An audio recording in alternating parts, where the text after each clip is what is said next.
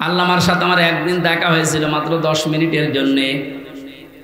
উনি এমনি মারা যায়নি, ওনাকে মেরে ফেলা হয়েছে, তার বাস্তব প্রমাণ তোমার মুখের হাসিটা। এখন ভিডিও বের হচ্ছে, জেলার আর সোফারের আত্মীয়রা তারা পরিচয় দিয়ে বলছে ওনাকে জোর করে সই করিয়ে বলেছে আপনি সই করেন, আপনাকে মুক্ত করে দেওয়া হবে নির্বাহী আদেশে। এই কথা বলে বের করে নিয়ে গেছে। উনি তো খুশি আনন্দ যে আমি পরিবারের কাছে ফিরে যাচ্ছি। কিন্তু শয়তান যারা আছে শয়তানি করে ষড়যন্ত্র করে, যাকে দায়িত্ব দিয়েছিল মোস্তফা জামান এই কোলাঙ্গার, এই যে কি জিনিস এখন আমরা টের পাচ্ছি, কার তৈরি করা এখন আপনি দেখতে পাচ্ছেন। আমার মনে হয় একে যদি আমার মতো এরকম 10 দিন রিমান্ডে রাখেন ও সব সত্য কথা বলে ফেলবে। আমার মুখ দিয়ে রিমান্ডে একটা কথা ওরা বের করতে পারেনি, শেষ পর্যন্ত মন মতো লিখে আমাকে বলছে সই করেন আপনারা ছেড়ে দেওয়া হবে। আমি তো রিমান্ডে বসতাম না যে 164 কি, মনে করলাম ছেড়ে যখন দেওয়া হবে দেই। এখন দেখি সব আমার বিপক্ষে লিখেছে। আমি নাকি দেশের বিরুদ্ধে কথা বলতাম, যতগুলো বক্তব্য দিয়েছি দেশের ভালোবাসার পক্ষে দিয়েছি, কারণ দেশকে ভালোবাসা এটা ইমানের অঙ্গ। আরে মানুষগুলো এটা আমাকে বলে কয়ে নিয়েছে যে বলেন আপনি যে আপনাকে এদেশের কিছু মানুষ টাকা পয়সা দিয়ে ব্যবহার করে যে আপনি দেশের বিরুদ্ধে, এই সরকারের বিরুদ্ধে, তাহলে আপনাকে ছেড়ে দেব। শেষ পর্যন্ত বলতে রাজি যখন হলাম না, 11 ঘন্টা আমার টাঙিয়ে রেখেছিল কালো কাপড় দিয়ে চোখ বেঁধে। নিজেরা বলা করতো হুজুর আপনি নির্দোষ আমরা জানি, কিন্তু আপনাকে কথা বলা লাগবে।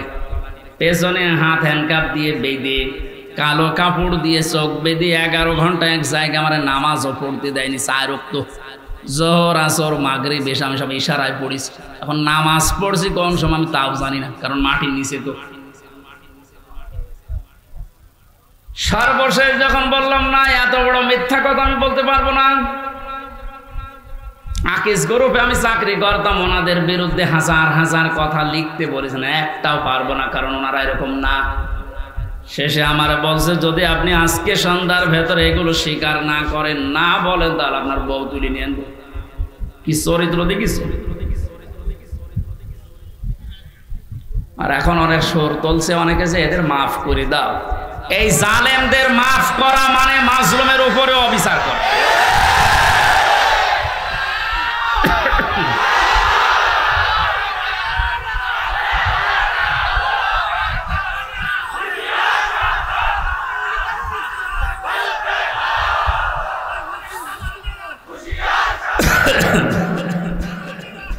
আমার ভাইরা, আপনি আমান আজমের জীবন ফিরিয়ে দিতে পারবেন? ব্যারিস্টার আরমানের স্ত্রীর কাছে আপনি কি জবাব দেবেন বলেন? কোথায় পৌঁছিয়েছেন তার জীবনটা? কি ট্যালেন্টেড সন্তান ছিল মীর কাশেম আলীর। আমি জেলখানায় থাকতে এক কারারক্ষী এসে আমার কুতুবউদ্দিন ওর বাড়ি রাজবাড়ি, রাত 12টার পরে যখন ডিউটি হয়েছে এসে বলছে হুজুর একটা গোপন কথা বলি, কাউকে যেন বলেন না এখানে, তাহলে আমার সমস্যা হবে। কি হয়েছে বলে, আমি যেদিন দায়িত্বে ছিলাম মীর কাশেম আলীর, যেদিন ফাঁসি হবে লোকটাকে যে বললাম স্যার আর সময় নেই, মাত্র 3 ঘন্টা আছে, আপনি প্রস্তুতি নেন। উনি আমারে বলছে ভাই কারারক্ষী এখনো তো সময় 3 ঘন্টা আছে, আমি 2 ঘন্টা ঘুমাই, তুমি আমারে ডেকে দিও। আল্লাহর কসম আমি আল্লাহকে সামনে নিয়ে বলছে ও যা যা বলেছে একটাও মিথ্যা কথা না, সবগুলোই এইভাবেই বলেছিল। যে আমি পাহারা দিতে গিয়ে দেখলাম লোকটা ঘুমিয়ে গেল। 2 ঘন্টা পর ওনারে ডাকলাম, ঠিক ঘুম থেকে উঠলো, গোসল করে ওযু করে শেষের নামাজটা শেষ করে একটা চা বানিয়ে বলছে নেন। বললাম স্যার আমি চা খাবো না। আপনার কিছুক্ষণ পরে বলে জানি আমি, আর মাত্র 15 মিনিট আছে। জল্লাদ শাহজাহান এসে গেছে, ডাক দিয়ে নিয়ে যাচ্ছে, বলেন চলেন। উনি আমারে বলছিল ভাই আমির হামজা আপনাকে আমি বলি আমিও তো মানুষ, উনিও মানুষ, মাত্র 3 ঘন্টা ধরে পর ফাঁসি, তার 2 ঘন্টা ঘুম আসলো কি করে? এই লোকটার সন্তান ব্যারিস্টার আরমান উনি কিন্তু ওই সময় জানে যে তার ছেলে গুম হয়ে আছে, মরে গেছে না বেঁচে আছে তাও জানে না। বাংলাদেশ না, বিশ্বের ভেতরে যদি আমার মনে হয় 100 জন মানুষ থাকে যে মানুষকে কর্মসংস্থান তৈরি করে দেয়, তার ভেতরে মীর কাসেম আলী একজন। কত কিছু দুনিয়ায় তার ছড়িয়ে আছে, আপনি হিসাব করতে পারবেন কি? হামজার মতো সে,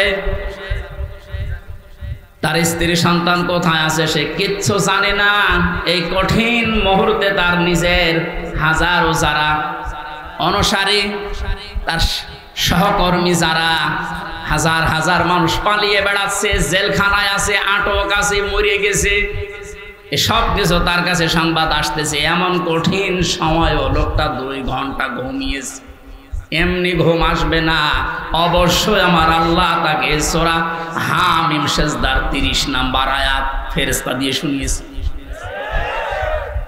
কোরআনে কারীম জানিয়েছে, ইন্নাল্লাযীনা ক্বালু রাব্বুনাল্লাহু সুম্মা ইসতাকামু তাতানাজ্জালু আলাইহিমুল মালাইকা আল্লা তাখাফু ওয়া লা তাহজানু ওয়া আবশিরু বিল জান্নাতিল্লাতী কুনতুম তুআদুন। আল্লাহ পাক বলেন, যারা এই কথা বলে যে আল্লাহ তুমি আমাদের রব, আমি টিকে আছি এই কথার উপরে, আল্লাহর সঙ্গে সঙ্গে তার বিপদে আপদে পড়লেই ফেরেশতা নাজিল করবে। এই জন্য তাতানাজ্জালু দিয়েছেন আল্লাহ, 1 জন 2 জন পাঠায় না, মালাইকা বহু বছর হাজারো ফেরেশতা তার জন্য আল্লাহ পাঠিয়ে সান্ত্বনা দেয়। আল্লাহ তাখাফু ওয়া লা তাহজানু, কোনো ভয় নেই, কোনো চিন্তা নেই। ওয়া আবশিরু বিল জান্নাহ, ওই জান্নাতের সুসংবাদ গ্রহণ করো, আল্লাতী কুনতুম তুআদুন, যার ওয়াদা আল্লাহ করেছে। আমার মনে হয় ঠিক মীর কাসেম আলী শহীদ, উনি আল্লাহর ফেরেশতাদের দ্বারা শুনতে পেয়েছিলেন, সন্তান ব্যারিস্টার আরমারের জন্য চিন্তা নেই, হাজার হাজার সহকর্মীর জন্য চিন্তা নেই, ওগুলো আল্লাহ সব দেখবে, তুমি জান্নাতে প্রবেশ করো। তাছাড়া আর কি করে ঘুম এসেছে আমার তো বিশ্বাস হয় না। আমিও তো ছিলাম, আমার তো ঘুম আসতো না, রাতের পরে রাত আমি বিনা ঘুমে কাটিয়েছি। ঘুম আসে না, কি করবো? 2-3টা ঘুমের বড়ি খেয়েও ঘুম আসে না।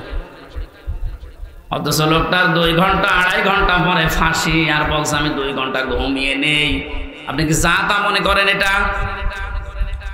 এই লোকটার সন্তান ব্যারিস্টার আরমান 8টা বছর তার স্ত্রী জানতো না যে লোকটা মেসি আছে না মারা গেছে। গতকালকে তিনি একটা ভিডিওতে বলছিল, আমি আমার পরিবারের আশা ছেড়ে দিয়েছিলাম, কারণ খাবার দিত পচা খাবার, অধিকাংশ সময় আমার রোজা রেখে কাটানো লাগতো। এই 8 বছরে আমার মনে হয় সে প্রায় 8 বছরই রোজা ছিল।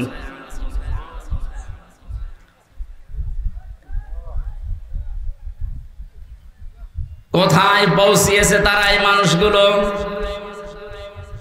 আর উল্টা পাল্টা এখনো পর্যন্ত অনেক জালেমের দোসররা ধারণা করে যাচ্ছে যে কি করেছি যে আমাদের দেশ থেকে তাড়িয়ে দিল। কি করেছেন আপনি টের পাচ্ছেন না? আপনি যদি কিছু না করেন, আপনার শুধু আইনা ঘরের কারণে ফাঁসি হওয়া দরকার। মানবতার সাথে যেটা কত বড় মারাত্মক অপরাধ, আপনি টের পাচ্ছেন না এখনো? যারা ছিল তাদেরকে একটু জিজ্ঞাসা করেন। ব্যারিস্টার ব্রিগেডিয়ার আমান আজমি ভাই শেষ পর্যন্ত এই কান্না জড়িত কণ্ঠে বলেছে যে আমি সূর্যের আলো কি এই 10-12 বছর দেখি নাই।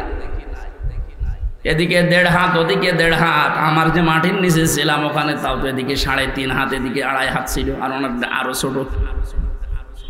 এরপরও জালেমদের পক্ষে আপনি সাফাই গান, জালেমদের পক্ষে কথা বলেন। আপনি মানুষ, আপনারও বিবেক মরে গেছে। মজলুম অবস্থায় এখনো আছে, এখনো পর্যন্ত অসুস্থ, আমার শরীর এখনো স্বাভাবিক হয়নি, এখনো মুসাফির অবস্থায় আছে। দোয়া করছে আল্লাহ কিয়ামতের আগে কোন জালেম যেন এই দেশে আর ফিরে আসতে না পারে। আমরা যারা আছি এই দেশে এখন, আমাদের আলেমদের উচিত হবে নবীরা রসুলরা তাদের যে পরিচয়গুলো আল্লাহ তুলে ধরেছিলেন, নবীর কাজ কি, রসুলের কাজ কি, এই পরিচয়গুলো আমরা এখন জনগণের সামনে তুলে ধরবো। তাদের কর্মসূচি 6টা। কয়টা? তারা হালাল করত পবিত্র জিনিস। আজ বাংলাদেশে হালাল করা লাগবে পবিত্র জিনিসগুলো, আর হারাম করত তারা অবৈধ জিনিসগুলো। বাংলাদেশে এখন প্রত্যেকটা সেক্টরে এখনো পর্যন্ত হারাম জিনিস জিয়ে রাখা হয়েছে। এই এদিকে তাকান, যারা দায়িত্বে আছেন, অন্তর্বর্তীকালীন সরকার থেকে শুরু করে যারা এখন দায়িত্বে আছেন, এই মুহূর্তে আপনাদের সিদ্ধান্ত নেওয়া লাগবে এই জালেমদের সহযোগী যতগুলো ছিল প্রত্যেককেই ইমিডিয়েটলি এখনই ওদেরকে বহিষ্কার করা লাগবে। এটা সংস্কার যেহেতু চলছে, নবীদের কর্মসূচি 6টা ছিল, তার দ্বিতীয় নম্বর এটা হালালকে হালাল বলে বৈধ জায়গায় দিয়ে দেন। এই 17 বছর যারা বৈধ চাকরিতে উন্নতি পায়নি তাদের কাজ উন্নতির ওই জায়গায় দেওয়া লাগবে, আর যারা অবৈধভাবে আন্দাজে চেয়ারের পর চেয়ার পেয়েছে তাদেরকে নিচে নামানো লাগবে। ইসলামী ব্যাংক থেকে শুরু করে বাংলাদেশের যত ব্যাংকিং ব্যবস্থা, বিচার ব্যবস্থা, প্রশাসন, ব্যবসা, প্রত্যেকটি দিক আর বিভাগে যেহেতু সংস্কার আরম্ভ হয়েছে, এই সংস্কার ইমিডিয়েটলি কয়েকদিনের ভেতরেই করা লাগবে। এখনো পর্যন্ত এই হারামখোর যারা, এদের এই অভ্যাস এখনো যাবে না। বলেন না হুজুর দোয়া করেন, নূহ নবীর চাই থেকে আমি বড় হয়ে গেছি। নূহ নবী দোয়া করেছিলেন না? কি বলেছিলেন? লা তাযার আলাল আরদি মিনাল কাফিরিনা দাজ্জারা ইন্নাকা ইন তাযারহুম ইউদিল্লু ইবাদাকা ওয়া লা ইয়ালিদু ইল্লা ফাজিরান কাফারা। হে আল্লাহ, বহু চেষ্টা করেছি এদের পেছনে, 950 বছর দাওয়াত দিয়েছি। এদের যে চরিত্র, এদের আন্ডা বাচ্চা পর্যন্ত যেন জমিনে একটাও না থাকে, কারণ যেটা থাকবে ওর পেট থেকে যেটা আসবে ওইটাও হবে এরকম হারাম। এই জন্য জুলুমের পুনরাবৃত্তি আমরা আর দেখতে চাই না। এটা মারাত্মক একটা অপরাধ, সবচাইতে বড় অপরাধ এই গুম। এটা মানুষকে আপনি মেরে ফেলতে পারতেন, সংবাদ দিতেন যে লোকটা মারা গেছে। দেরাওয়ার ভাইয়ের সন্তানের সাথে নাটোরে যা করেছে, আপনি কি জবাব দেবেন বলেন তো? মেরে লোকটাকে ঘরের ভেতরে আপনি আটকিয়ে রাখলেন, পরের দিন জানতে পেরেছে জনগণ, এটাও মোবাইল ট্যাগ করে যে অমুক জায়গায় মরে পড়ে আছে। এই বিশ্বাসঘাতক এই জালেমকে যদি এখন নাটোরবাসী মাফ করে দেয়, তো কি জবাব দেবেন আপনি আল্লাহর কাছে আর এই দেলাওয়ারের কাছে? বলেন, আপনার ছেলেটা যদি হয়তো আপনি টের পেতেন। আমি একটু টের পেয়েছি, তাই আমার মুখ দিয়ে বরদোয়া চলে আসছে। আমার মেয়েটা আমাকে আজ পর্যন্ত চেনে না, 3টা বছর আমার যোগাযোগ বিচ্ছিন্ন রেখে দিয়েছিল শয়তান। ওরে আমি 8-9 মাস রেখে গিয়েছিলাম, এখনো তো বয়স 4 বছর। আমার এখনো পর্যন্ত আমার কাছেও আসে না, আমার ডাকেও না, আমার কাছে আসে না। কারণ হচ্ছে মনে করো বিভিন্ন হুজুর আসতো, ওই রকম একজন হুজুর।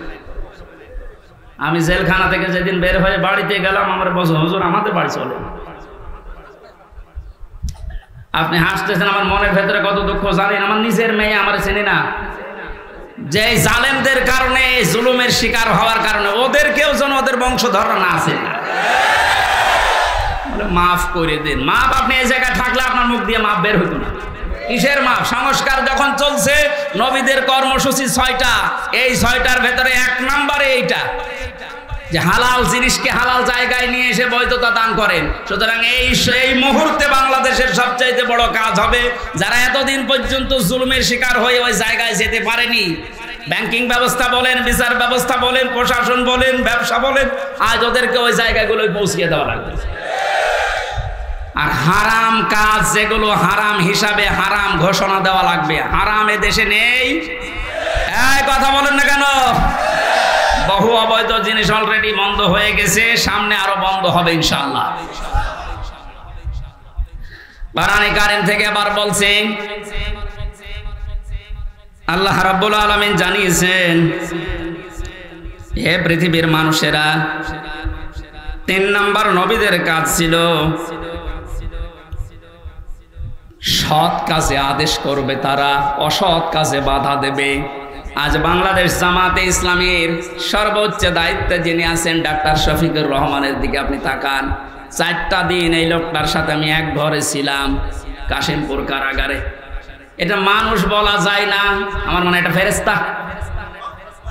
তার যে ঈমান কোন পর্যায়ে আপনি তার সাথে না মিশলে বুঝবেন না। মনে করছেন জামাত ইসলাম, না, কিসের জামাত? সে জামাতের ঊর্ধ্বে।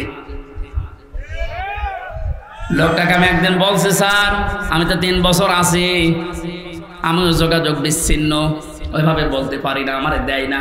আমার আর মাওলানা মামুনুল হকের মোবাইল দিত না, অন্য সবাইকে দেয়, আমাদের দেয় না। হেফাজতের আরো যারা আলেম ছিল তাদের দিত না। ওনাকে দেওয়ার পরেই দেখলাম 4 তলায় দিয়েছে। দেখা করতে যেয়ে বললাম, স্যার এখানে একটা উপায় আছে, আপনি যদি অনুমতি দেন তাহলে আপনাকে কারারক্ষীদের মাধ্যমে একটা কায়দা করে মোবাইল এনে দিই, ছোট মোবাইল, আপনি কথা বলতে পারবেন চুরি করে। যে কি বললে, কার সাথে কথা বলবো, অথচ তার ছেলেটাও পাশের জেলে আছে, তার ছেলেও ডাক্তার, পাশের এক বিল্ডিং পরেই তার ছেলে জেল খাটতেছে।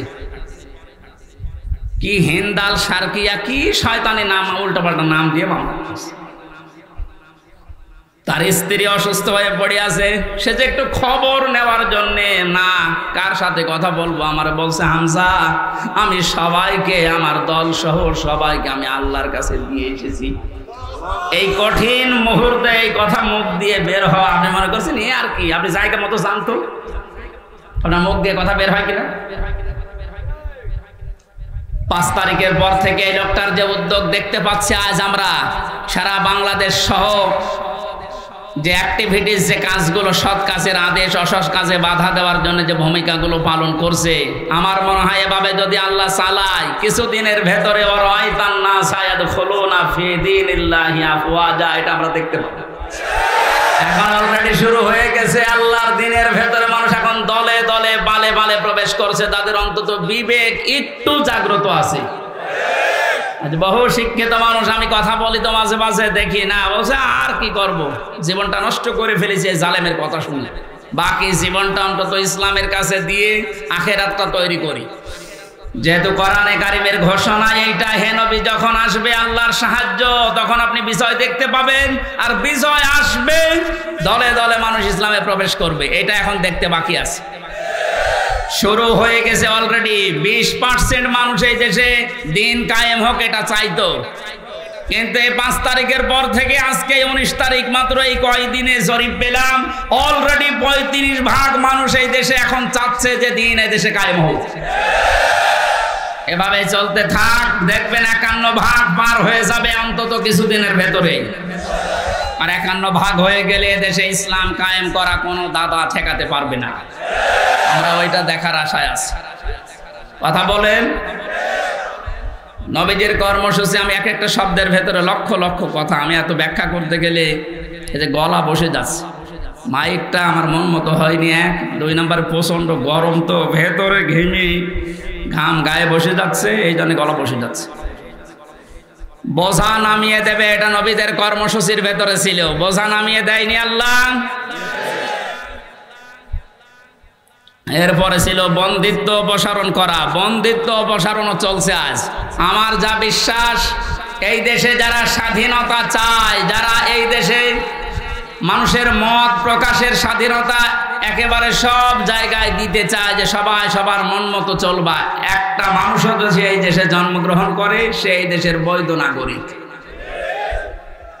জামাত ইসলামী বাংলাদেশের কেন্দ্রীয় আমির যিনি ডাক্তার শফিকুর রহমান ঘোষণা অলরেডি দিয়ে দিয়েছে, এই দেশে আমরা সবাই এক পরিবার। সুতরাং জালেম যারা বাইরে চলে গেছে, জালেমরা যেন কিয়ামতের আগে আর না আসে। বলেন, সবাই যেহেতু আমরা এক পরিবার, একটা পরিবার যেভাবে থাকে, আমরা এদেশে এখন ওইভাবে থাকতে চাই। রাষ্ট্র সংস্কার অলরেডি চলছে। বন্দিত্ব যারা ছিল এখন তাদেরকে মুক্ত করার এই সংস্কারও চলছে। বিনা কারণে যারা বিনা বিচারে আটক অবস্থায় ছিল, আল্লাহ যেন এটাও তাড়াতাড়ি খুব দ্রুত করে দেন। বলেন আমিন।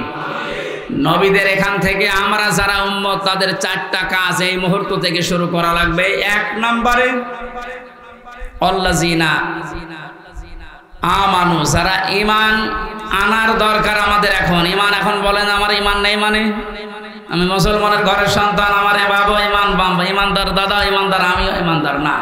ইমানদারের প্রকাশ হচ্ছে আল্লাহর কোরআনে যে নিয়ম নীতিগুলো আছে ওইগুলো বাস্তব বিশ্বাস করে দেখানো। এটা এখন দেখাতে পারবো না ইনশাআল্লাহ। কোনো কিছু নেই সামনে। যে জালেমদের কাছে 14 বার অনুমতি নেওয়া লাগতো, ওই জালেমরা এখন অনুমতি নিয়ে পা ফেলবে ইনশাআল্লাহ সামনে। গতকালকে গিয়েছিলাম ফরিদপুরে, মাসখানেক আগেও ছিল আমার মাহফিল ওই গ্রামে, অথচ জালেমদের 14 জায়গায় অনুমতি নিয়ে আমার উঠতে দেয়নি, বলে না ওনারা বাদ দিয়ে। অথচ গতকালকে যাওয়ার পরে সভাপতি আমারে বলছে, হুজুর যে জালেমগুলো বাধা দিয়েছিল ওরা এখন বলছে হুজুরকে এবারে এনে দিন।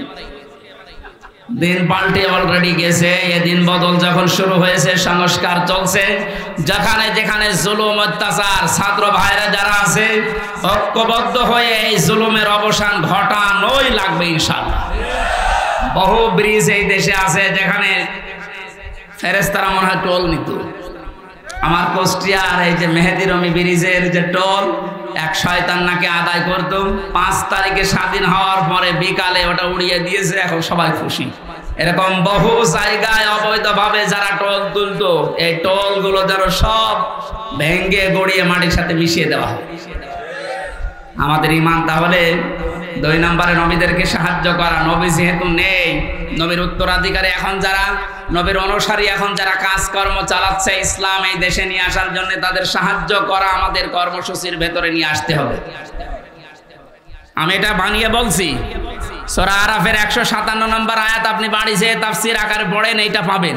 3 নম্বরে তাদের সাহাচর্যে যাওয়া লাগবে।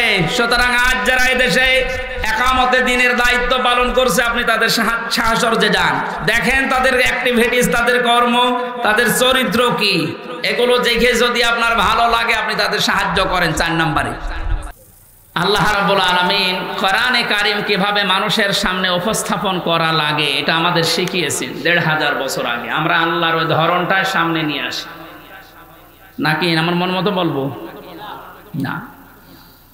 আল্লাহ পাক বলেন, কিতাবুন উনজিলা ইলাইকা ফালা ইয়াকুন ফি সাদরিকা ফারাজুম মিনহু লিতুনযিরা বিহি ওয়া যিকরা লিল মুমিনিন।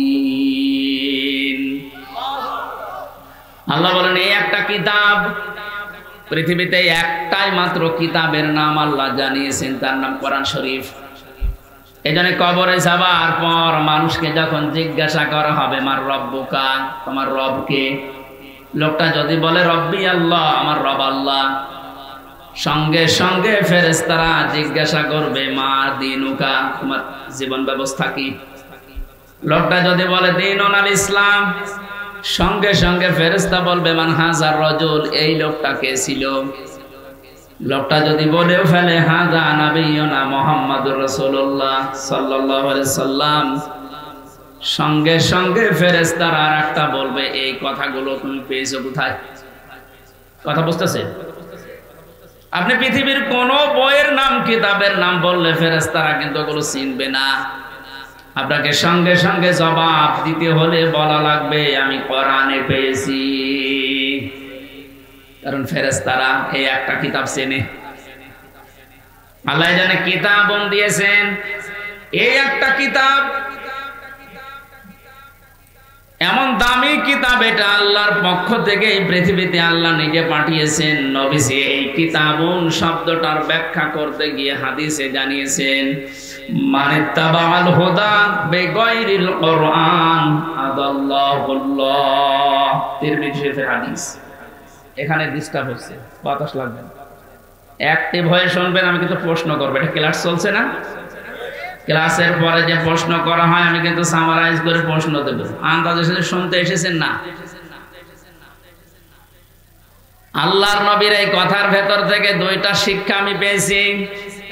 নবীজি জানিয়েছেন কোরআনে কারীম বাদ দিয়ে পৃথিবীর কোন জায়গায় যদি কেউ ভালো হওয়ার নিয়তে, হেদায়েত পাওয়ার নিয়তেও যায়, আল্লাহ নিজে দায়িত্ব নিয়ে তাকে গোমরা করে দেয়। আমার কথার অর্থ বোঝেন? নবীজির হাদিসের শেষ অংশ ছিল আদাল্লাহুল্লাহ, আদাল্লাহ ইউদিল্লু, সুলাসি মুজাররদ থেকে এসেছে। শব্দটা যদি ভাবে ইফআল থেকে নবীজি বলতেন যে দল্লা, আদাল্লাহ ইউদিল্লু, ভাবে ইফআল থেকে শব্দটা আসা, নবী দল্লা ইয়াদিল্লু বলতে পারতেন। দল্লা ইয়াদিল্লু এ শব্দ দিলে বাংলা অর্থ হতো আপনি নিজেই নিজেকে খারাপ বানিয়ে ফেলেছেন। আপনি নিজের জন্য নিজে দায়ী, আর কেউ দায়ী না। কিন্তু আদাল্লাহ শব্দ যখন আসবে বাংলা অর্থ তখন হবে আপনার হয়তো নিয়ত ভালো ছিল, আপনি কোন জায়গায় গিয়েছিলেন যে ভালো হয়ে যাব, কিন্তু কোরআন সেখানে ছিল না। এই জন্য আল্লাহ রাগ করে নিজে দায়িত্ব নিয়ে আপনাকে আরো খারাপ বানিয়ে দেবে। এটার জন্য সবচেয়ে বড় কারণ হচ্ছে পৃথিবীতে একটাই মাত্র কিতাব আল্লাহ মানুষকে হেদায়েত দেওয়ার জন্য সর্বশেষ পাঠিয়েছেন, তার নাম কোরআন শরীফ।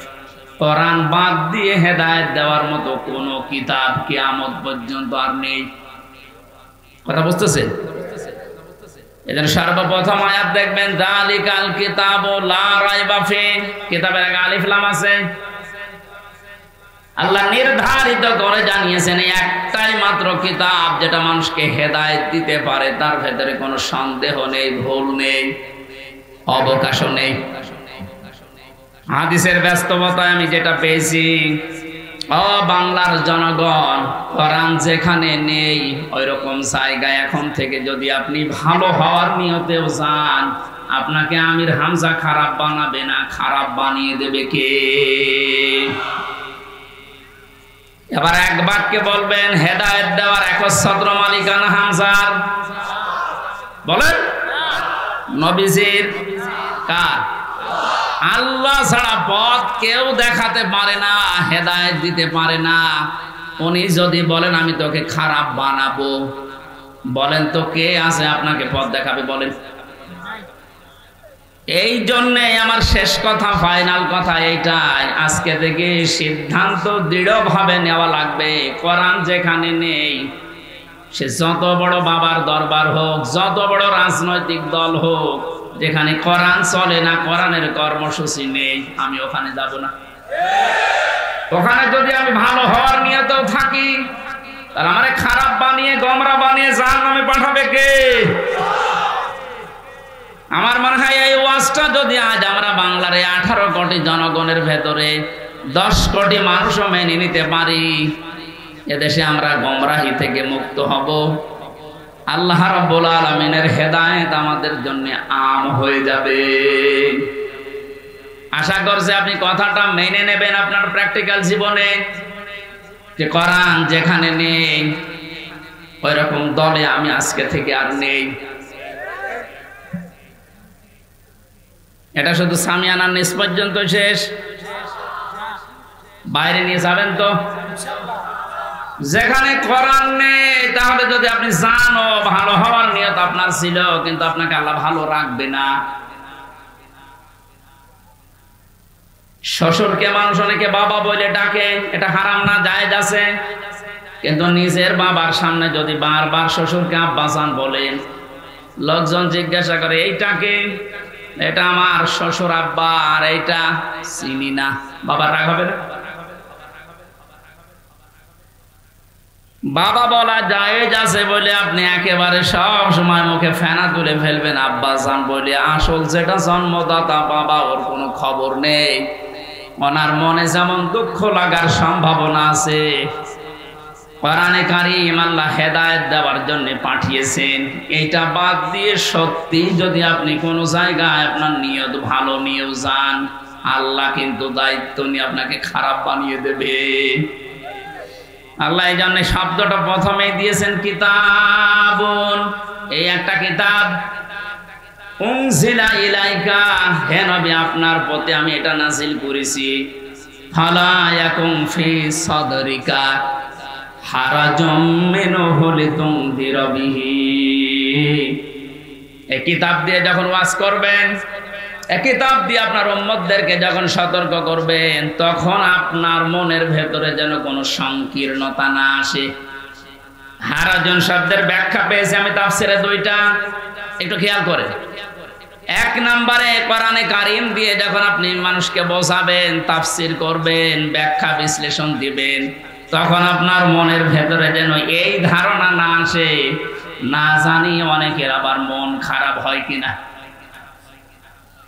এরকম মানুষের দেশে ছিল না? কোরআন দিয়েই বলতো, কিন্তু কেটে যেত, চেপে যেত, গোপন করত। মনে মনে ভাবতো সব যদি কোরআনের কথা ওপেন ভাবে এভাবে খোলাখুলি বলি সবার মন পাওয়া যাবে না, অনেকে আমার উপর মন খারাপ করবে। এই জন্য নবীজিকে আল্লাহ প্রথমে এ শব্দ দিয়ে জানিয়েছেন, আপনি যখন কোরআন প্রচার করতে যাবেন তখন আপনার মনের ভেতরে যেন কোনো সংকীর্ণতা কাজ না করে যে কে কি বলল। 2 নম্বরে, আবহমান কাল থেকে অনেক নিয়ম নীতি ইসলাম মনে করে মানুষ পালন করে আসছে। আপনি যখন কোরআনে কারিমের কথাগুলো সঠিকভাবে তুলে ধরবেন ওইগুলো টিকবে না, এমনি কেটে যাবে। তখন হয়তো অনেকের মন খারাপ হবে, আপনি সবার মন তো পাবেন না। এই জন্য আপনাকে বলছি, কে কি মনে করবে বলবে, কারো দিকে তাকাবেন না। আপনার মনও যেন ছোট না হয়, সংকীর্ণ না হয়। সঠিক কথাগুলো তুলে ধরার দায়িত্ব আপনার, আর হেদায়েত দেওয়ার দায়িত্ব আমি আল্লাহর। যিকরা লিল মুমিনিন, কোরআন শরীফ আমি আল্লাহ দিয়েছি মুমিনদের জন্য, এটা উপদেশ। এই আয়াতটা সামনে রেখে আজকে আমরা তেলাওয়াত কিন্তু আয়াতের তাফসীর করব ইনশাআল্লাহ। এবার বলি আমরা, আউযু বিল্লাহি মিনাশ শাইতানির রাজিম, বিসমিল্লাহির রহমানির রহিম, আল্লাযীনা ইয়াত্তাবিউনার রাসূলান নাবিয়্যাল উম্মিয়্যাল্লাযী ইয়াজিদুনাহু মাকতুবা। সাল্লাল্লাহু আলাইহি ওয়াসাল্লাম। কোন সূরা বলেন তো? আরাফ। আরাফ মানে? আরাফ মানে প্রাচীর। আরাফ মানে কি? বিভিন্ন অর্থ আছে। আরাফের অন্যতম অর্থ হচ্ছে আরাফ মানে প্রাচীর। কিয়ামতের দিন আল্লাহ জান্নাত জাহান্নামের মাঝে একটা প্রাচীর দাঁড় করাবেন। কিছু মানুষকে আল্লাহ ওই জায়গায় বসাবে, জান্নাতেও দেবে না জাহান্নামেও দেবে না, ওখানে স্টিল তারা বসে থাকবে, দাঁড়িয়ে থাকবে। এই খেয়াল করেন, এদিকে এত নড়াচড়া কি সমস্যা কি? এদিকে আসার দরকার নেই। দেখেন তো উনি কি বলে, দেখেন না, উনি তো বলো দাদু হয়েছে, ঠিক আছে। না, আপনি যদি আমল করতে না পারেন তাহলে তো আসার দরকার নেই। নামকরণ বলছে, তাফসীর করার জন্য 13টা জিনিস সামনে রাখা লাগে। আমরা উসুলে তাফসীরের যে নিয়ম পড়েছি, এখানে কত আলেম বসে আছে দেখতে পাচ্ছেন না? নাকি ফাটা যায় একজনকে লাগিয়ে দেব? ছাতা করলে কি ইবাদত থাকবে? এটা কষ্ট হচ্ছে গরমে আমাদের, তারপরও যেহেতু এটা ইবাদত, এই কারণে আমরা বসে আছি কিছু নেওয়ার জন্য, নাকি? আরাফ কি নাম বললাম? এটা একটা প্রাচীর, জান্নাত জাহান্নামের মাঝে আল্লাহ রাখবেন। নামকরণের ভেতরে আমি তাফসীরে তাবারি থেকে বলছি এটা। নবীজি বলেন, সাহাবীরা, এখানে আল্লাহ যাদেরকে বসাবেন এদেরকে জান্নাতেও দেবে না জাহান্নামেও দেবে না, একেবারে স্টিল। প্রশ্ন করলেন সাহাবী, হে নবী, এদেরকে আল্লাহ জান্নাতে দিচ্ছে না, কারণ কি? বিশ্বনবী জানিয়েছেন, এই মানুষগুলোকে আল্লাহ জান্নাতে দেবে না, তার অন্যতম কারণ এরা মা বাবার সাথে খারাপ আচরণ করত।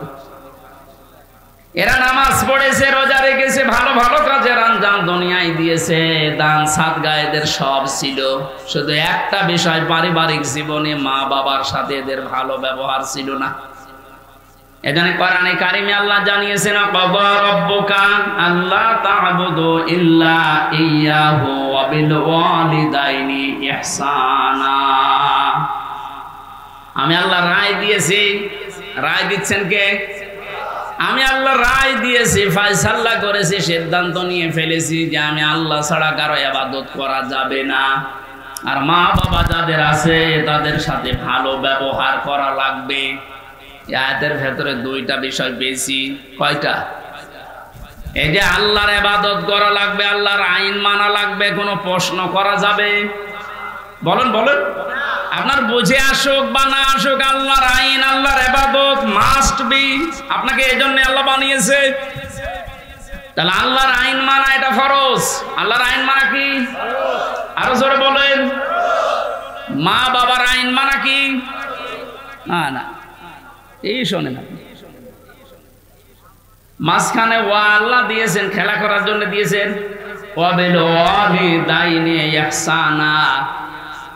মা বাবার আইন মানা ফরজ না, মা বাবার সেবা করা ফরজ। মা বাবার পেছনে খরচ করা, তাদের সেবা শুশ্রূষা করা, এটা কিন্তু নফল না, মুস্তাহাব না, মুবাহ না, এটা আল্লাহর নামাজ যেমন পড়েন ঠিক ওই রকম ফরজ। এ মানুষগুলো এই কাজ করে না, এই জন্য আল্লাহ এই জায়গায় দাঁড় করিয়ে রেখেছে। সাহাবী বলেন, হে নবী, এদেরকে আল্লাহ জাহান্নামে দেয় না কেন? তাহলে বিশ্ব নবী বলেন, সাহাবীরা এই মানুষগুলো দিন কায়েমের জন্য দুনিয়ায় আন্দোলন করেছে, চেষ্টা চালিয়েছে, এই কারণে জাহান্নামে দেয় না। তাহলে হাদিস থেকে বোঝা যায়, দুনিয়ায় যারা দিন কায়েমের জন্য চেষ্টা চালাবে, সংগ্রাম করবে, মুজাহাদা করবে, এই মানুষগুলোর জন্য জাহান্নামের আগুন হারাম। আমরা জাহান্নামে যেতে চাই না, কারণ যারা আমরা ইসলাম এই পৃথিবীতে দাঁড় করানোর জন্য, কায়েম করার জন্য চেষ্টা চালিয়ে যাচ্ছি, খাদেম হিসাবে, কামলা হিসাবে, আমাদেরকে আল্লাহ জাহান্নামে দেবেন, আপনি বিশ্বাস করতে পারেন। তো পারিবারিক জীবনে যেন এমন কোন কাজ আমরা না করি যে না মানে জান্নাতেও যেতে পারছি না। এখন একটা ছোট্ট প্রশ্ন এখানে আছে, আজ হাজার লক্ষ পরিবারে আমরা অনেকেই চেষ্টা করে যাচ্ছি যে পারিবারিক জীবনে আমরা শান্তি সুখে কাটাবো, যেন জাহান্নামে যাওয়া না লাগে মা বাবার সাথে আচরণ খারাপ করার কারণে। তো অনেক পরিবারে আমরা বাস্তবে দেখতে পাচ্ছি, স্ত্রীর কারণে আর স্ত্রীর মা বাবার এই কুপরামর্শের কারণে অনেক সংসারে সন্তান মা বাবার সাথে ভালো আচরণ করতে পারছে না। সম্মানিতা মা বোন যারা বিভিন্ন জায়গায় বসে আছেন, শুধু নামাজ পড়া আর পর্দা করা ইবাদত না, মানুষের সাথে মুআমালাত, মুআশারাত, পারিবারিক জীবনে নিজের নিকট আত্মীয় স্বজনের সাথে ভালো ব্যবহার করা ইবাদত।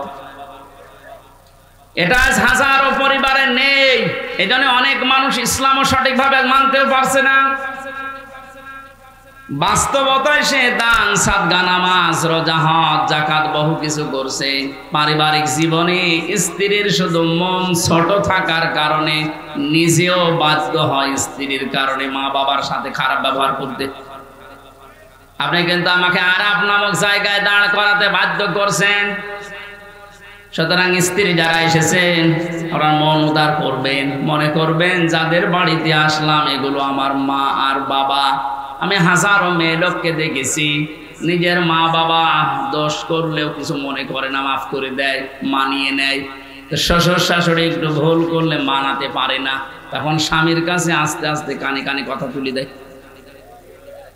এরকম মহিলা দেশে নেই? শ্বশুর শাশুড়ি যারা বসে আছেন ওরা তো এখন বগল বাজাচ্ছে যে কাজ হচ্ছে। কোরআনে কারীম জানিয়েছে, ওয়াকুলু লিন-নাসি হুসনা, মানুষের সামনে হাসি মুখে ভালো কথা বলবা, এটা একটা সাদকা দেওয়ার সওয়াব হয়ে যাবে। আপনি শ্বশুর আর শাশুড়ি হয়েছেন তাতে কি? মেয়েটা আজ 18 বছর, 20 বছর, 22 বছর পরে আপনার বাড়িতে এসেছে, এটাকে নিজের মেয়ের মতো মনে করতে পারেন না।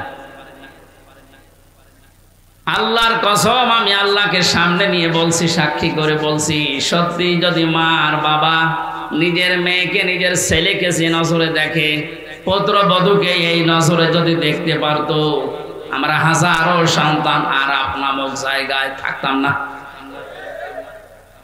আহ্বান জানাচ্ছি, আমরা তো চেষ্টা করছি, কিন্তু আপনাদের এই ছোট মনের কারণে পারছি না। আপনার মনটা উদার করেন, কি করবেন আপনি দুনিয়ার এই সয় সম্পদ দিয়ে যদি জাহান্নামে যাওয়া লাগে? আল্লাহ আমাদেরকে আরাফ নামক এই জায়গায় যেন দাঁড় করিয়ে ভাগ্য হত না করেন। নবীজি কিন্তু হাদিসের শেষে আর বলেননি যে এরা যাবে কোথায়। বলেন তো এই হাদিসে পর্যন্ত থাকলে কি দাঁড়াচ্ছে অর্থ? জান্নাতেও যেতে পারছি না শুধুমাত্র এই কারণে, জাহান্নামও আল্লাহ দিচ্ছে না আমি ইসলামী আন্দোলন করার কারণে। অথচ এই জায়গায় যদি দাঁড়িয়ে থাকা লাগে আবাদান আবাদান, আমার মতো হতভাগ্য মানুষ আছে।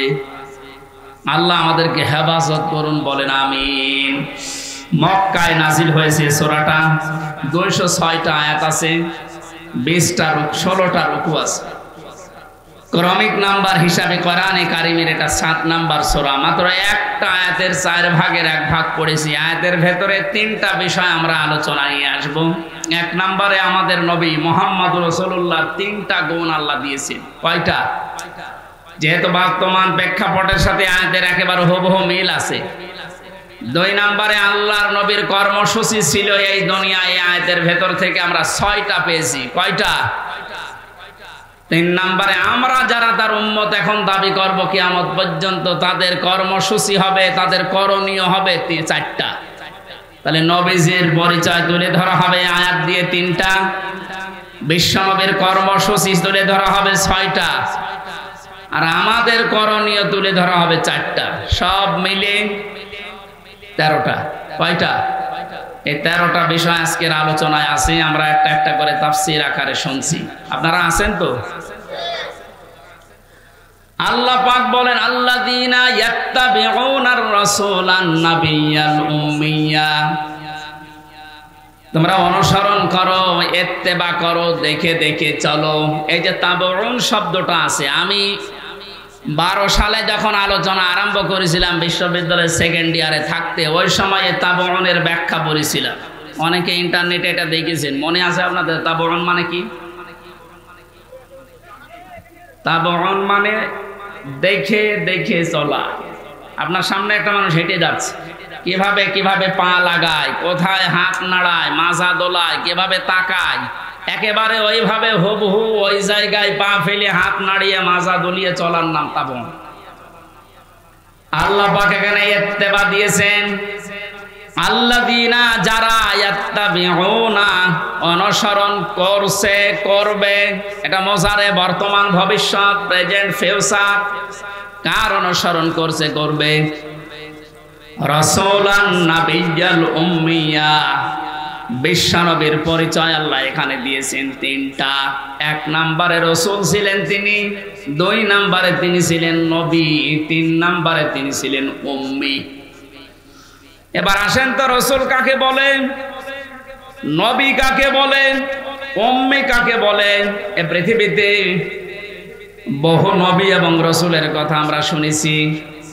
1,24,000 নবী রাসূলের কথা আমরা জানি। পৃথিবীতে আল্লাহ মানুষকে হেদায়েত দেওয়ার জন্য, পথ প্রদর্শন করার জন্য পাঠিয়েছেন।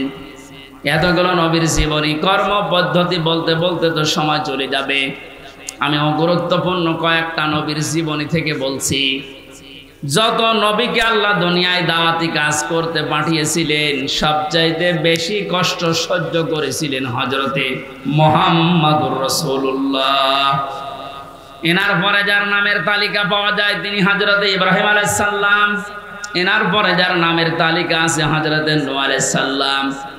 এনার পরে যাদের নামের তালিকা আছে সিরিয়াল হিসাবে, আল্লাহ পাক কোরআনে কারিমে জানিয়েছেন, শারআ লাকুম মিনাদ-দীনি মা ওয়াসসা বিহি নূহা ওয়াল্লাযী আওহায়না ইলাইকা।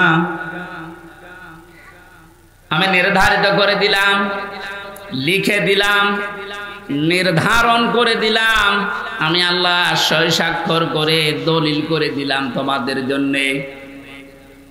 নূহ আলাইহিস সালামকে, ইব্রাহিম আলাইহিস সালামকে, ঈসা আলাইহিস সালামকে, এই সমস্ত মুসা আলাইহিস সালাম, এই বড় বড় নবীদের নামগুলো দিতে দিতে আল্লাহ জানিয়েছেন, হে নবী, এই প্রত্যেকটা নবীকে কিন্তু আমি আল্লাহ জানিয়েছিলাম আনাকিমুদ্দিন, তোমরা দিন কায়েম করো।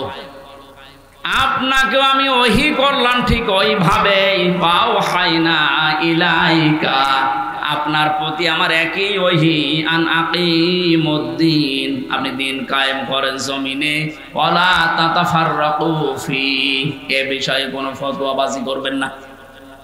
সময় কিন্তু এসে গেছে এখন এই দেশে ঠিক ওই রকম। আর যে যেখানে যে মতে চলেন না কেন, সবাইকে আমরা আহ্বান জানাচ্ছি, সবাই আসেন ঐক্যবদ্ধ হয়ে আল্লাহর দ্বীন, কোরআনে কারীম, ইসলাম এই দেশে আমরা এখন কায়েম করার পরিবেশ তৈরি করি। সত্যি যদি এটা কায়েম না হয়, হালালকে হালাল জেনে অনেক সময় মানা যাবে না, হারামকে হারাম জানার পরও ছেড়ে দেওয়া যাবে না। এ 17 বছর যেটা দেখলাম, এই জন্য আমাদের সবচেয়ে বড় কাজ হবে এখন আল্লাহর এই জমিনে আল্লাহর দিন কি করে কায়েম করা যায়, দাঁড় করানো যায়। বিশ্ব নবী মুহাম্মদুর রাসূলুল্লাহকে আল্লাহ রাসূল বলে ঘোষণা দিচ্ছেন যে হে নবী, আপনি আপনার পরিচয় উম্মতদের সামনে দেবেন যে আমি তোমাদের জন্য রাসূল হয়ে এসেছি। 511 জন রাসূলের কথা আমরা পড়েছি, আর বাকিগুলো সব আল্লাহর নবী হিসাবে পাঠিয়েছিলেন। এই সমস্ত মানুষদের দায়িত্ব কোরআনে কারিমে এক একটি আয়াতের ভেতরে আল্লাহ দিয়েছেন, ওয়ালাকাদ বাআসনা ফি কুল্লি উম্মাতির রাসূলান আনি ইবুদুল্লাহ ওয়াজতানিবুত তাগুত। রব্বুল আলামিন বলেন, এ পৃথিবীর যত ওয়ালাকাদ বাআসনা ফি কুল্লি উম্মাতির রাসূলান, প্রত্যেকটি জাতির জন্য আমি আল্লাহ রাসূল পাঠিয়েছিলাম। প্রতিটি নবী আর রাসূলদের জীবনের দায়িত্ব মূল ছিল দুইটা। তারা উম্মতদের কাছে যেই বলতেন আল্লাহর ইবাদত করো। কার ইবাদত? এই শব্দটা নিয়ে আজ হাজারো জায়গায় আমরা এই দেশের ভেতরে অনেক ভেজাল দেখতে পাচ্ছি। কম দিয়েছে ফ্যান, ইয়ার কি মারছেন এখানে বসে বসে?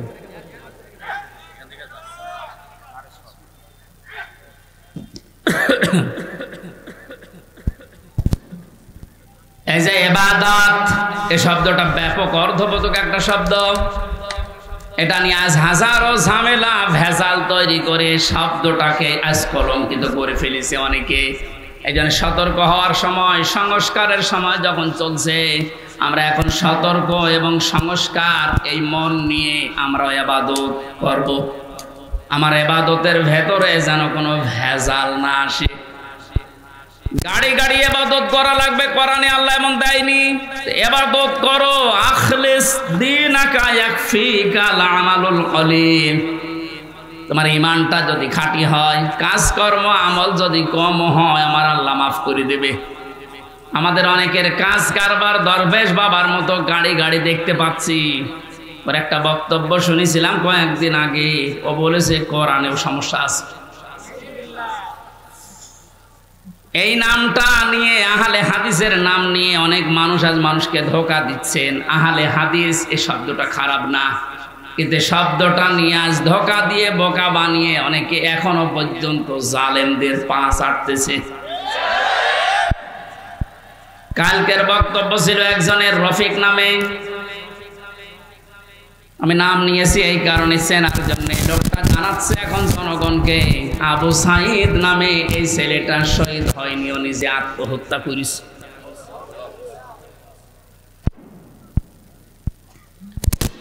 বিশ্বনবী কোরআন হাদিসের ভেতরে তিনি স্পষ্টভাবে জানিয়েছেন, কেউ যদি দেওয়াল চাপা পড়ে মারা যায় সে শহীদের মর্যাদা পায়, পানিতে ডুবে মারা যায় শহীদের মর্যাদা পায়। এ কথা কি নতুন শুনছেন? বলেন। আগুনে পড়ে যদি কেউ মারা যায় সে যদি শহীদের মর্যাদা পায়, অ্যাক্সিডেন্ট করে মরলে যদি শাহাদাতের মর্যাদা পায়, এই পৃথিবীর ময়দানে জালেমদের জুলুমের সামনে মোকাবেলা করতে গিয়ে নিজের জীবনটা সে দিয়ে দিল, তাকে আপনি শহীদ বলতে আপনার অসুবিধা লাগে কোন জায়গায় বলেন তো দেখি?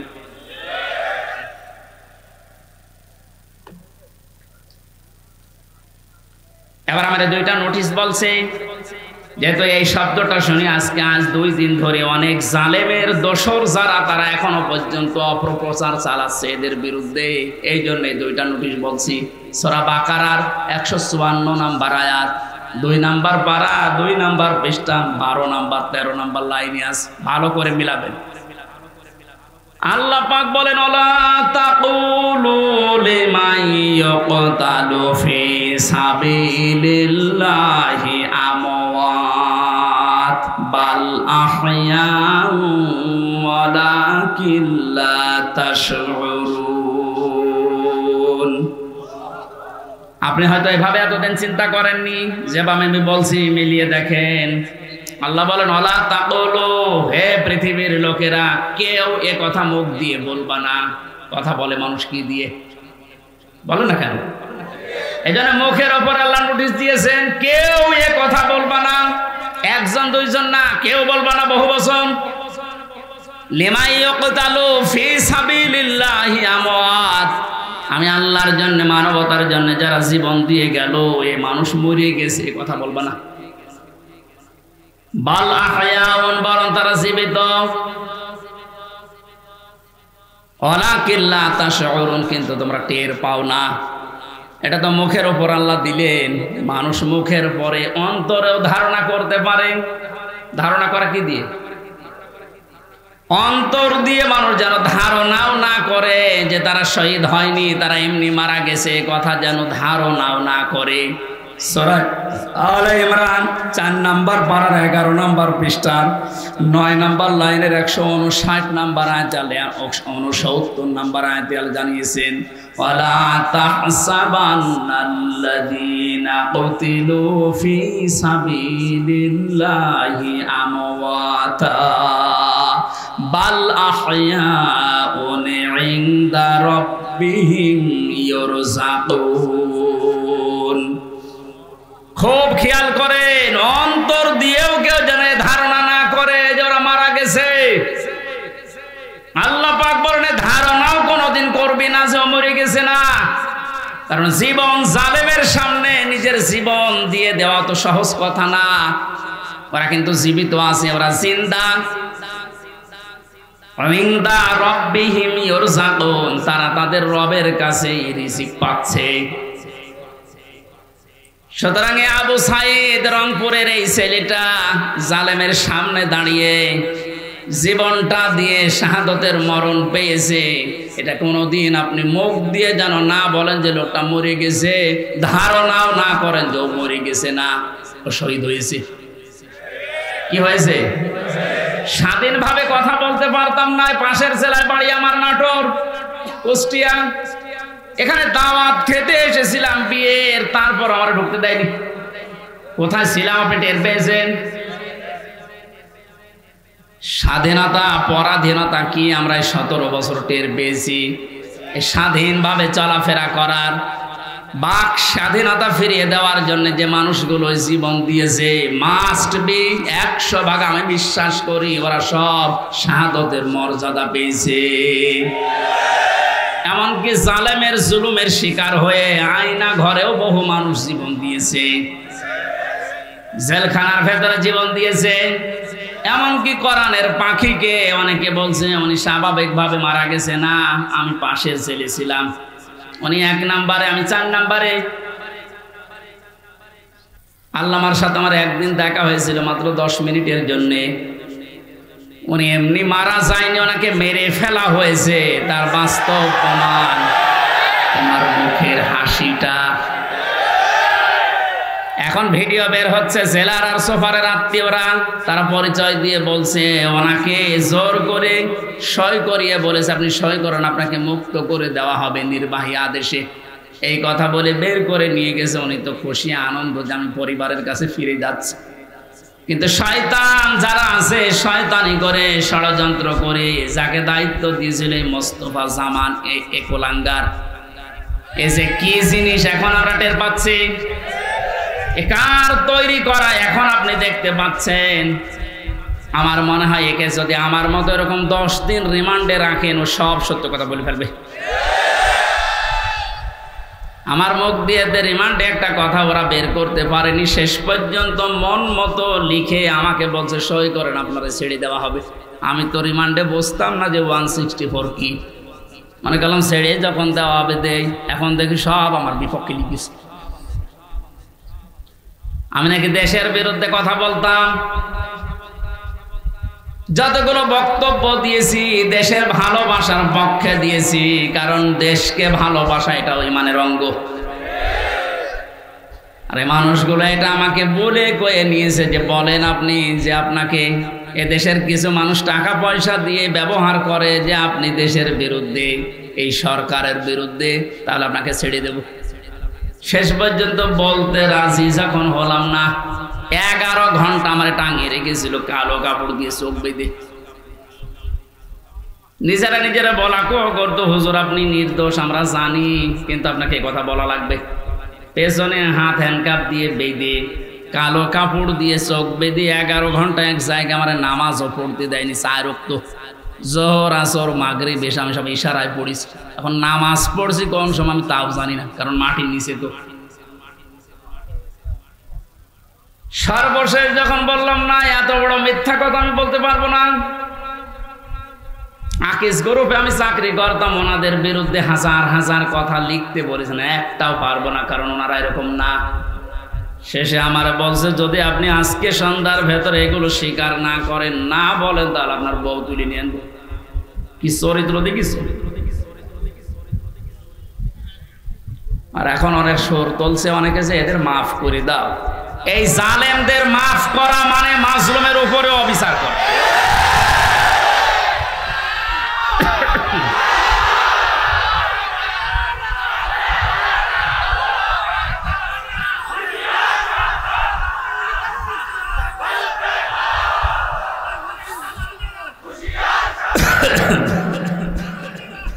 আমার ভাইরা, আপনি আমান আজমের জীবন ফিরিয়ে দিতে পারবেন? ব্যারিস্টার আরমানের স্ত্রীর কাছে আপনি কি জবাব দেবেন বলেন? কোথায় পৌঁছিয়েছেন তার জীবনটা? কি ট্যালেন্টেড সন্তান ছিল মীর কাশেম আলীর। আমি জেলখানায় থাকতে এক কারারক্ষী এসে আমার কুতুবউদ্দিন ওর বাড়ি রাজবাড়ি, রাত 12টার পরে যখন ডিউটি হয়েছে এসে বলছে হুজুর একটা গোপন কথা বলি, কাউকে যেন বলেন না এখানে, তাহলে আমার সমস্যা হবে। কি হয়েছে বলে, আমি যেদিন দায়িত্বে ছিলাম মীর কাশেম আলীর, যেদিন ফাঁসি হবে লোকটাকে যে বললাম স্যার আর সময় নেই, মাত্র 3 ঘন্টা আছে, আপনি প্রস্তুতি নেন। উনি আমারে বলছে ভাই কারারক্ষী এখনো তো সময় 3 ঘন্টা আছে, আমি 2 ঘন্টা ঘুমাই, তুমি আমারে ডেকে দিও। আল্লাহর কসম আমি আল্লাহকে সামনে নিয়ে বলছে ও যা যা বলেছে একটাও মিথ্যা কথা না, সবগুলোই এইভাবেই বলেছিল। যে আমি পাহারা দিতে গিয়ে দেখলাম লোকটা ঘুমিয়ে গেল। 2 ঘন্টা পর ওনারে ডাকলাম, ঠিক ঘুম থেকে উঠলো, গোসল করে ওযু করে শেষের নামাজটা শেষ করে একটা চা বানিয়ে বলছে নেন। বললাম স্যার আমি চা খাবো না। আপনার কিছুক্ষণ পরে বলে জানি আমি, আর মাত্র 15 মিনিট আছে। জল্লাদ শাহজাহান এসে গেছে, ডাক দিয়ে নিয়ে যাচ্ছে, বলেন চলেন। উনি আমারে বলছিল ভাই আমির হামজা আপনাকে আমি বলি, আমিও তো মানুষ উনিও মানুষ, মাত্র 3 ঘন্টা ধরে পর ফাঁসি, তার 2 ঘন্টা ঘুম আসলো কি করে? এই লোকটার সন্তান ব্যারিস্টার আরমান, উনি কিন্তু ওই সময় জানে যে তার ছেলে গুম হয়ে আছে, মরে গেছে না বেঁচে আছে তাও জানে না। বাংলাদেশ না বিশ্বের ভেতরে যদি আমার মনে হয় 100 জন মানুষ থাকে যে মানুষকে কর্মসংস্থান তৈরি করে দেয়, তার ভেতরে মীর কাশেম আলী একজন। কত কিছু দুনিয়ায় তার ছড়িয়ে আছে, আপনি হিসাব করতে পারবেন কি হামজার মতো সে? তার স্ত্রী সন্তান কোথায় আছে সে কিচ্ছু জানে না। এই কঠিন মুহূর্তে তার নিজের হাজারো যারা অনুসারী, তার সহকর্মী যারা, হাজার হাজার মানুষ পালিয়ে বেড়াচ্ছে, জেলখানায় আছে, আটক আছে, মরে গেছে, এসব কিছু তার কাছে সংবাদ আসতেছে। এমন কঠিন সময়ও লোকটা 2 ঘন্টা ঘুমিয়েছে। এমনি ঘুম আসবে না, অবশ্যই আমার আল্লাহ তাকে সূরা হামিম সিজদার 30 নম্বর আয়াত ফেরেশতা দিয়ে শুনিয়েছে। কোরআনে কারীম জানিয়েছে ইন্নাল্লাযীনা ক্বালু রাব্বুনাল্লাহু সুম্মা ইসতাকামু তাতানাজ্জালু আলাইহিমুল মালাইকা আল্লা তাখাফু ওয়া লা তাহজানু ওয়া আবশিরু বিল জান্নাতিল্লাতী কুনতুম তুআদুন। আল্লাহ পাক বলেন যারা এই কথা বলে যে আল্লাহ তুমি আমাদের রব, আমি টিকে আছি এই কথার উপরে, আল্লাহর সঙ্গে সঙ্গে তার বিপদে আপদে পড়লেই ফেরেশতা নাজিল করবে। এই জন্য তাতানাজ্জালু দিয়েছেন আল্লাহ। একজন দুইজন পাঠায় না, মালাইকা বহু বছর হাজারো ফেরেশতা তার জন্য আল্লাহ পাঠিয়ে সান্ত্বনা দেয়, আল্লাহ তাখাফু ওয়ালা তাহজানু, কোনো ভয় নেই, কোনো চিন্তা নেই। ওয়াবশিরু বিল জান্নাহ, ওই জান্নাতের সুসংবাদ গ্রহণ করো, আল্লাতী কুনতুম তুআদুন, যার ওয়াদা আল্লাহ করেছে। আমার মনে হয় ঠিক মীর কাসেম আলী শহীদ উনি আল্লাহর ফেরেশতাদের দ্বারা শুনতে পেয়েছিলেন, সন্তান ব্যারিস্টার আরমানের জন্য চিন্তা নেই, হাজার হাজার সহকর্মীর জন্য চিন্তা নেই, ওগুলো আল্লাহ সব দেখবে, তুমি জান্নাতে প্রবেশ করো। তাছাড়া আর কি করে ঘুম এসেছে আমার তো বিশ্বাস হয় না, আমিও তো ছিলাম, আমার তো ঘুম আসতো না। রাতের পরে রাত আমি বিনা ঘুমে কাটিয়েছি। ঘুম আসে না, কি করবো, 2-3টা ঘুমের বড়ি খেয়েও ঘুম আসে না। অথচ লোকটার 2 ঘন্টা 2.5 ঘন্টা পরে ফাঁসি, আর বলছে আমি 2 ঘন্টা ঘুমিয়ে নেই। আপনি কি যা তা মনে করেন এটা? এই লোকটার সন্তান ব্যারিস্টার আরমান 8টা বছর তার স্ত্রী জানতো না যে লোকটা মেসি আছে না মারা গেছে। গতকালকে তিনি একটা ভিডিওতে বলছিল, আমি আমার পরিবারের আশা ছেড়ে দিয়েছিলাম, কারণ খাবার দিত পচা খাবার, অধিকাংশ সময় আমার রোজা রেখে কাটানো লাগতো। এই 8 বছরে আমার মনে হয় সে প্রায় 8 বছরই রোজা ছিল।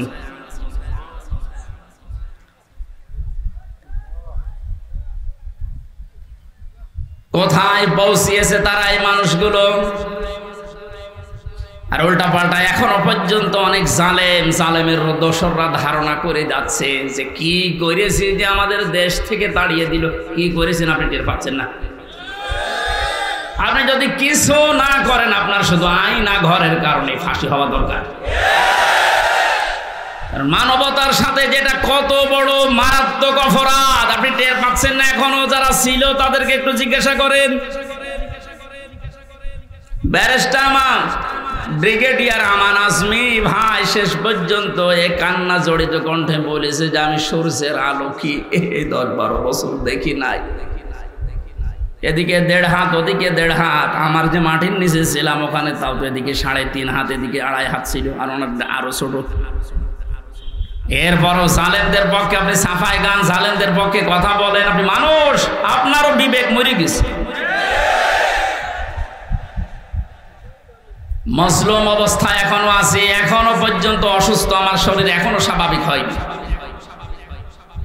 এখনো মুসাফির অবস্থায় আছে। দোয়া করছে আল্লাহ কিয়ামতের আগে কোন জালেম যেন এই দেশে আর ফিরে আসতে না পারে। আমরা যারা আছি এই দেশে এখন, আমাদের আলেমদের উচিত হবে নবীরা রসুলরা তাদের যে পরিচয়গুলো আল্লাহ তুলে ধরেছিলেন, নবীর কাজ কি, রসুলের কাজ কি, এই পরিচয়গুলো আমরা এখন জনগণের সামনে তুলে ধরবো। তাদের কর্মসূচি 6টা। কয়টা? তারা হালাল করতো পবিত্র জিনিস।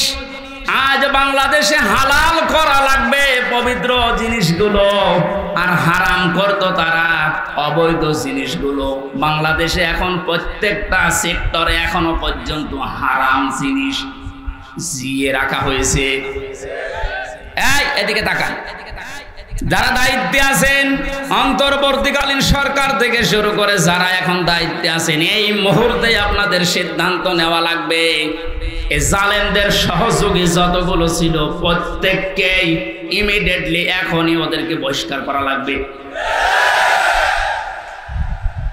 এটা সংস্কার যেহেতু চলছে, নবীদের কর্মসূচি 6টা ছিল, তার 2 নম্বর এটা হালালকে হালাল বলে বৈধ জায়গায় দিয়ে দেন। এই 17 বছর যারা বৈধ চাকরিতে উন্নতি পায়নি তাদের কাজ উন্নতির ওই জায়গায় দেওয়া লাগবে, আর যারা অবৈধভাবে আন্দাজে চেয়ারের পর চেয়ার পেয়েছে তাদেরকে নিচে নামানো লাগবে। ইসলামী ব্যাংক থেকে শুরু করে বাংলাদেশের যত ব্যাংকিং ব্যবস্থা, বিচার ব্যবস্থা, প্রশাসন, ব্যবসা, প্রত্যেকটি দিক আর বিভাগে যেহেতু সংস্কার আরম্ভ হয়েছে, এই সংস্কার ইমিডিয়েটলি কয়েকদিনের ভেতরেই করা লাগবে। এখনো পর্যন্ত এই হারামখোর যারা, এদের এই অভ্যাস এখনো যাবে না। বলেন না হুজুর দোয়া করেন। নূহ নবীর চাইতে কি আমি বড় হয়ে গেছি? নূহ নবী দোয়া করেছিলেন না? কি বলেছিলেন? লা তাযার আলাল আরদি মিনাল কাফিরিনা দাজ্জারা। ইন্নাকা ইন তাদারহুম ইউদিল্লু ইবাদাকা ওয়ালা ইয়ালিদু ইল্লা ফাজিরান কাফারা। হে আল্লাহ, বহু চেষ্টা করেছি এদের পেছনে, 950 বছর দাওয়াত দিয়েছি। এদের যে চরিত্র, এদের আন্ডা বাচ্চা পর্যন্ত যেন জমিনে একটাও না থাকে, কারণ যেটা থাকবে ওর পেট থেকে যেটা আসবে ওইটাও হবে এরকম হারাম। এই জন্য জুলুমের পুনরাবৃত্তি আমরা আর দেখতে চাই না। এটা মারাত্মক একটা অপরাধ, সবচাইতে বড় অপরাধ এই গুম। এটা মানুষকে আপনি মেরে ফেলতে পারতেন, সংবাদ দিতেন যে লোকটা মারা গেছে। দেরাওয়ার ভাইয়ের সন্তানের সাথে নাটোরে যা করেছে, আপনি কি জবাব দেবেন বলেন তো? মেরে লোকটাকে ঘরের ভেতরে আপনি আটকিয়ে রাখলেন, পরের দিন জানতে পেরেছে জনগণ, এটাও মোবাইল ট্যাগ করে যে অমুক জায়গায় মরে পড়ে আছে। এই বিশ্বাসঘাতক এই জালেমকে যদি এখন নাটোরবাসী মাফ করে দেয়, তো কি জবাব দেবেন আপনি আল্লাহর কাছে আর এই দেলাওয়ারের কাছে? বলেন, আপনার ছেলেটা যদি হয়তো আপনি টের পেতেন। আমি একটু টের পেয়েছি, তাই আমার মুখ দিয়ে বরদোয়া চলে আসছে। আমার মেয়েটা আমাকে আজ পর্যন্ত চেনে না, 3টা বছর আমার যোগাযোগ বিচ্ছিন্ন রেখে দিয়েছিল শয়তান। ওরে আমি 8-9 মাস রেখে গিয়েছিলাম, এখনো তো বয়স 4 বছর। আমার এখনো পর্যন্ত আমার কাছেও আসে না, আমার ডাকেও না, আমার কাছে আসে না। কারণ হচ্ছে মনে করো বিভিন্ন হুজুর আসতো, ওই রকম একজন হুজুর। আমি জেলখানা থেকে যেদিন বের হয়ে বাড়িতে গেলাম, আমার বলছে হুজুর আমাদের বাড়ি চলে। আপনি হাসতেছেন, আমার মনের ভেতরে কত দুঃখ জানেন। আমার নিজের মেয়ে আমার চেনে না, যে জালেমদের কারণে, জুলুমের শিকার হওয়ার কারণে ওদেরকেও যেন ওদের বংশধর না আছে। মাফ করে দিন, মাফ। আপনি এই জায়গায় থাকলে আপনার মুখ দিয়ে মাফ বের হতো না। কিসের মাফ? সংস্কার যখন চলছে, নবীদের কর্মসূচি 6টা, এই 6টার ভেতরে 1 নম্বরে এইটা যে হালাল জিনিসকে হালাল জায়গায় নিয়ে এসে বৈধতা দান করেন। সুতরাং এই মুহূর্তে বাংলাদেশের সবচাইতে বড় কাজ হবে, যারা এতদিন পর্যন্ত জুলুমের শিকার হয়ে ওই জায়গায় যেতে পারেনি, ব্যাংকিং ব্যবস্থা বলেন, বিচার ব্যবস্থা বলেন, প্রশাসন বলেন, ব্যবসা বলেন, আজ ওদেরকে ওই জায়গাগুলোয় পৌঁছিয়ে দেওয়া লাগবে। আর হারাম কাজ যেগুলো হারাম হিসাবে হারাম ঘোষণা দেওয়া লাগবে। হারাম এ দেশে নেই, এই কথা বলেন না কেন? বহু অবৈধ জিনিস অলরেডি বন্ধ হয়ে গেছে, সামনে আরো বন্ধ হবে ইনশাআল্লাহ। কোরআনে কারীম থেকে আবার বলছেন, আল্লাহ রাব্বুল আলামিন জানিয়েছেন, হে পৃথিবীর মানুষেরা, 3 নম্বর নবীদের কাজ ছিল সৎ কাজে আদেশ করবে, তারা অসৎ কাজে বাধা দেবে। আজ বাংলাদেশ জামাতে ইসলামীর সর্বোচ্চ দায়িত্বে যিনি আছেন ডাক্তার শফিকুর রহমানের দিকে আপনি তাকান। 4টা দিন এই লোকটার সাথে আমি এক ঘরে ছিলাম, কাশিমপুর কারাগারে। এটা মানুষ বলা যায় না, আমার মনে এটা ফেরেশতা। তার যে ঈমান কোন পর্যায়ে আপনি তার সাথে না মিশলে বুঝবেন না। মনে করছেন জামাত ইসলাম, না, কিসের জামাত? সে জামাতের ঊর্ধ্বে। লোকটাকে আমি একদিন বলছি, স্যার আমি তো 3 বছর আছি, আমিও যোগাযোগ বিচ্ছিন্ন, ওইভাবে বলতে পারি না, আমারে দেয় না। আমার আর মাওলানা মামুনুল হকের মোবাইল দিত না, অন্য সবাইকে দেয়, আমাদের দেয় না।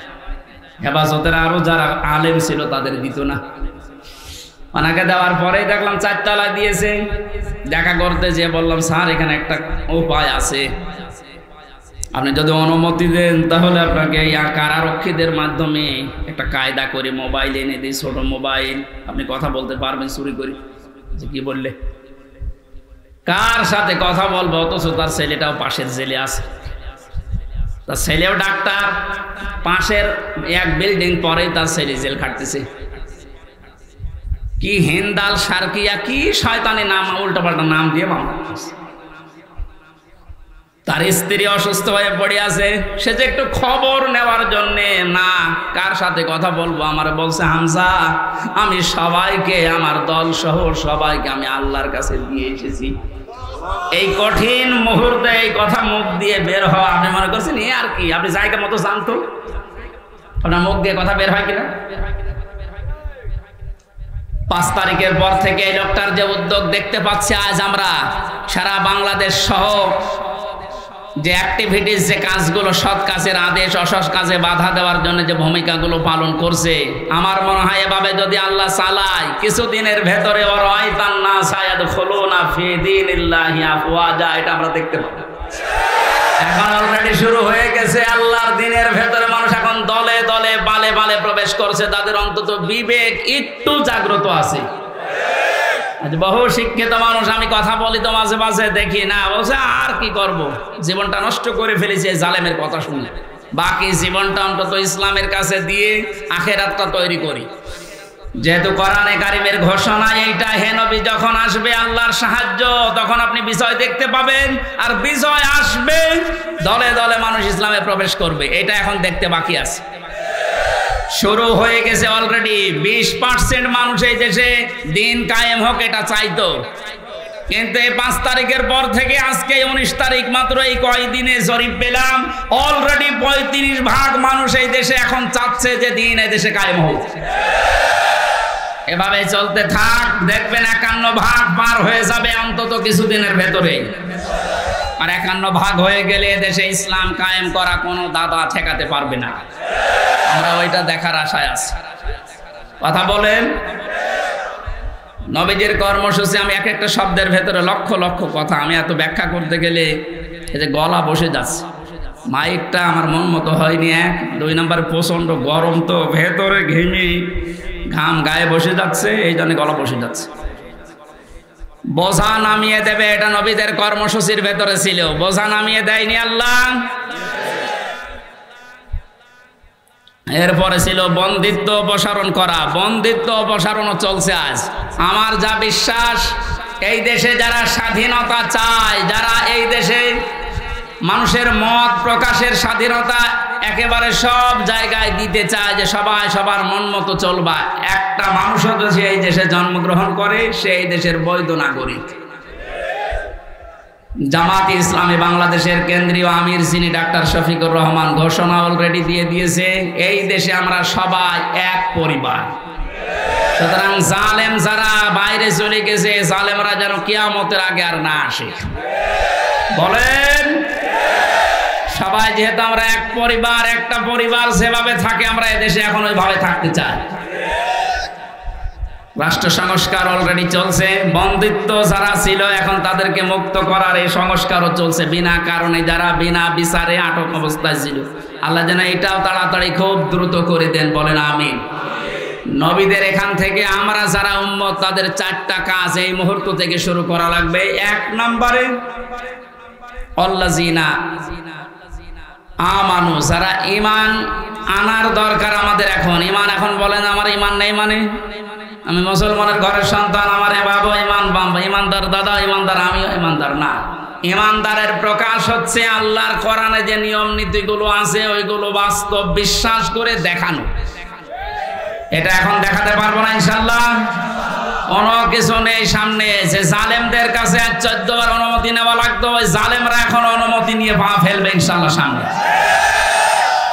গতকালকে গিয়েছিলাম ফরিদপুরে, মাসখানেক আগেও ছিল আমার মাহফিল ওই গ্রামে, অথচ জালেমদের 14 জায়গায় অনুমতি নিয়ে আমার উঠতে দেয়নি। বলে না, ওনারা বাদ দিয়ে। অথচ গতকালকে যাওয়ার পরে সভাপতি আমারে বলছে, হুজুর যে জালেমগুলো বাধা দিয়েছিল ওরা এখন বলছে হুজুরকে এবারে এনে দিন। দিন পাল্টে অলরেডি গেছে। এদিন বদল যখন শুরু হয়েছে, সংস্কার চলছে। যেখানে যেখানে জুলুম অত্যাচার, ছাত্র ভাইরা যারা আছে ঐক্যবদ্ধ হয়ে এই জুলুমের অবসান ঘটানোই লাগবে ইনশাআল্লাহ। বহু ব্রিজ এই দেশে আছে যেখানে ফেরেশতারা মনে হয় টোল নিত। আমার কুষ্টিয়ার এই যে মেহেদি রমি ব্রিজের যে টোল, এক শয়তান নাকি আদায় করতো। 5 তারিখে স্বাধীন হওয়ার পরে বিকালে ওটা উড়িয়ে দিয়েছে, এখন সবাই খুশি। এরকম বহু জায়গায় অবৈধভাবে যারা টোল তুলতো, এই টোল গুলো যেন সব ভেঙ্গে গড়িয়ে মাটির সাথে মিশিয়ে দেওয়া হয়। আমাদের ঈমান তাহলে 2 নম্বরে নবীদেরকে সাহায্য করা। নবী যেহেতু নেই, নবীর উত্তরাধিকারী এখন যারা, নবীর অনুসারী এখন যারা কাজকর্ম চালাচ্ছে ইসলাম এই দেশে নিয়ে আসার জন্য, তাদের সাহায্য করা আমাদের কর্মসূচির ভেতরে নিয়ে আসতে হবে। আমি এটা বানিয়ে বলছি। সূরা আরাফের 157 নম্বর আয়াত আপনি বাড়ি যেয়ে তাফসীর আকারে পড়েন, এইটা পাবেন। 3 নম্বরে তাদের সাহচর্যে যাওয়া লাগবে।